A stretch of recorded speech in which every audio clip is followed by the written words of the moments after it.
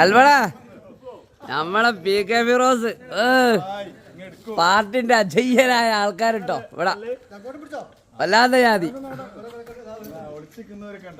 ഇത് കണ്ടാൽ എങ്ങനെയാ മനുഷ്യന്മാരെ വോട്ട് ചെയ്യാൻ നിൽക്കുക? ഏറ്റാൽ അതാണ് വല്ലാത്ത ഉണർവ്.